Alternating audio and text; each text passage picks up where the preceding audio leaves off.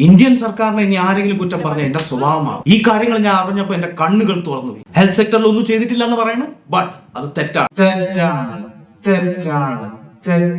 AIIMS Darbhanga കേട്ടിട്ടുണ്ടായിരിക്കും. 1264 കോടി രൂപ മുടക്കി ഒരു ഗേറ്റ് കെട്ടിയിട്ടുണ്ട് എയിംസ് ദർഭംഗയിൽ. ഇനി ആന്റി നാഷണൽസ് പറയും അത് ദർഭംഗയിൽ ഗേറ്റ് അല്ലേ കെട്ടിയുള്ളൂ, ഹോസ്പിറ്റൽ എവിടെയെന്ന്. നമ്മളെ ഗവൺമെന്റ് 10 വർഷം കൊണ്ട് അനലൈസ് ചെയ്ത ഒരു സാധനമാണ് എങ്ങനെ ചില ബാവകൾ കൈ വെച്ച് ഊതി തുപ്പി കാല് വെച്ച് ആൾക്കാരെ സുഖപ്പെടുത്തുന്നുണ്ട്. ചില പ്രീസ്റ്റുകൾ കുറച്ച് ആടി മാജിക് ഒക്കെ കാണിച്ച് ആൾക്കാരെ സുഖപ്പെടുത്തുന്നുണ്ട്. ചില പീർ ബാവകൾ തുറപ്പ കൊണ്ട് ആൾക്കാരെ സുഖപ്പെടുത്തുന്നുണ്ട്. ഈ ടെക്നോളജി എല്ലാം ചേർത്ത് ഗവൺമെന്റ് ഒരു ഗേറ്റ് കെട്ടി. നിങ്ങൾക്ക് അവിടെ ഹോസ്പിറ്റലിന്റെ ആവശ്യമില്ല, ഡോക്ടറിന്റെ ആവശ്യമില്ല, ബെഡിന്റെ ആവശ്യമില്ല. നിങ്ങൾ ആ ഗേറ്റിൽ കൂടെ കയറി പോവുക, എന്നിട്ട് നിങ്ങൾക്ക് എല്ലാം സുഖമാവും. ക്യാൻസർ പോലത്തെ മാരക രോഗം പോലും മാറി.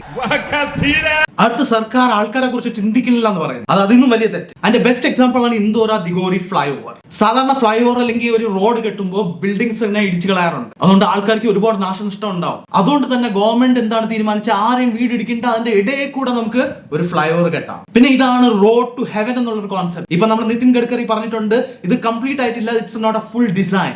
ഇനി ഇത് ഫുൾ ഡിസൈൻ ആവുമ്പോൾ നിങ്ങൾക്ക് 100% അഷ്യൂർഡ് ആണ് ഈ റോഡിൽ കൂടെ നിങ്ങൾ നല്ല സ്പീഡിൽ ഓട്ടിച്ച് പോവുക. ട്രാഫിക് റൂൾസ് പാലിക്കുക ഇമ്പോർട്ടന്റ് ആണ്, അല്ലെങ്കിൽ പെനാൽറ്റി അടിക്കും. ആ സ്പീഡിൽ ഓട്ടിച്ച് പോയാൽ മതി, you will get to heaven someday. ഇതിനെ ആൾക്കാർ പോട്ട് ഹോൾസ് എന്ന് പറഞ്ഞ് ഇൻസൾട്ട് ചെയ്യാറുണ്ട്, but it is not pot hole, it's a shit whole.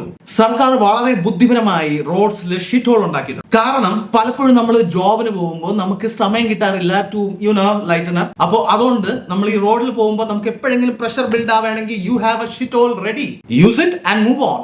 Thank you.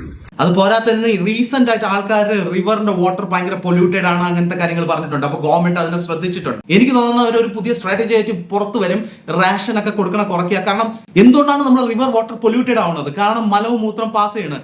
ആൾക്കാർക്ക് ആഹാരം കൊടുക്കാതിരിക്കുക, ആൾക്കാർക്ക് മലവും വരില്ല, മൂത്രവും വരില്ല.